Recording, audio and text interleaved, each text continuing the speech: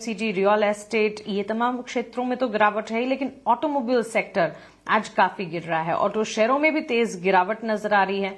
Likes of Mahindra and Mahindra करीब 3.5% की बिकवाली, मारुति में करीब 2% की गिरावट, उससे भी ज्यादा की बिकवाली अब हावी होती हुई दिख रही है। दिग्गज ऑटो शेयरों में इस गिरावट के पीछे की वजह क्या है?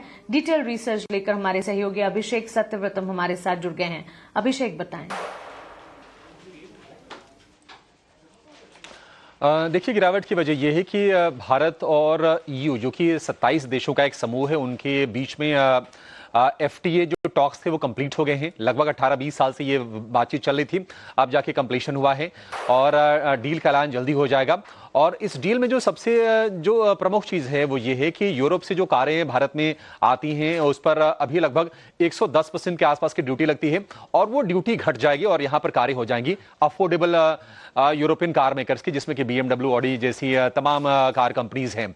और उसके चलते हम देख रहे हैं कि जो भारतीय जो कंपनियों के जो शेयर हैं आज टूट रहे हैं, क्योंकि इनके लिए कंपटीशन कहीं ना कहीं बढ़ जाएगा। हालांकि डोमिनेट करती हैं भारतीय कंपनियां, लेकिन मारुति हो गया, M&M हो गया, टाटा मोटर हो गया, इनके शेयरों में आज आप गिरावट देखेंगे, क्योंकि अगर विदेशों की कारें अगर यहां पर सस्ता होती हैं, मसलन स्कोडा, फॉक्सवैगन, ऑडी वगैरह, तो फिर इनके मार्केट शेयर पर थोड़ा इंपैक्ट तो जरूर आएगा।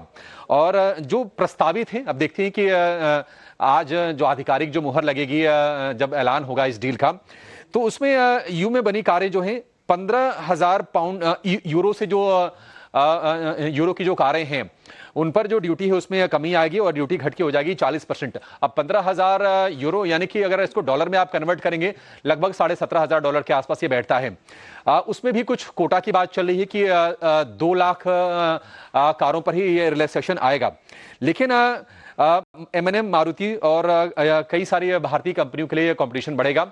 हालांकि एक राहत ये भी होगी कि भारत में जो लैंड रोवर डिफेंडर, जो कि जगुआर लैंड रोवर का ही ब्रांड है टाटा मोटर्स का, अभी हम स्लोवाकिया से इंपोर्ट करते हैं, वो भी यहां पर सस्ती हो जाएगी।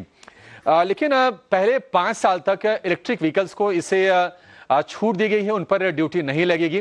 5 साल के बाद ईवी को भी शायद इसके दायरे में लाया जाए और ये प्रपोज जो ड्यूटी है 40% की, 5 साल के बाद हो सकता है कि ग्रेजुअल मैनर में इसको घटा के 10% पर लाया जाए। BMW, Mercedes Benz, Volkswagen, Volvo, Renault, Audi, ये तमाम कंपनीज हैं जिनकी कारें भारत में आपको आगे चल के सस्ती होती हुई नजर आएंगी। अब आप ये देखिए कि भारत में जो फिलहाल सालाना जो कारों की बिक्री है ये होती है 44 लाख की, और यूरोप की जो कार कंपनियों की जो हिस्सेदारी है भारत में वो 3% से 4% के बीच के आसपास का कुछ आंकड़ा है।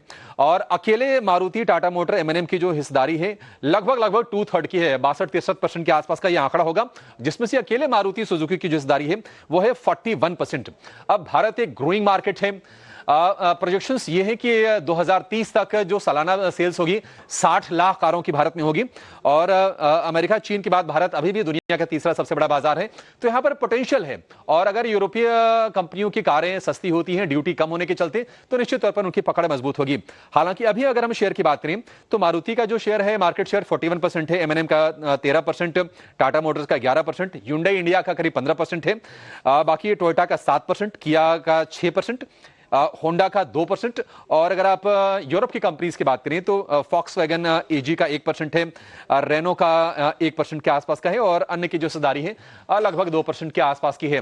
तो ये स्थिति है और ये पिक्चर हो सकता है कि आगे आपको चल के चेंज होते हुए दिखे। हालांकि ये थोड़ा सा लंबी अवधि में होगा, लेकिन शॉर्ट टर्म में सेंटिमेंट के चलते आज हम शेयरों पर इंपैक्ट देख रहे हैं। ओके, यूरोपियन यूनियन की डील से ऑटो शेयरों पर यह असर पड़ता है। अभिषेक, शुक्रिया ये सारी डिटेल्स विस्तार से हमें बताने के लिए।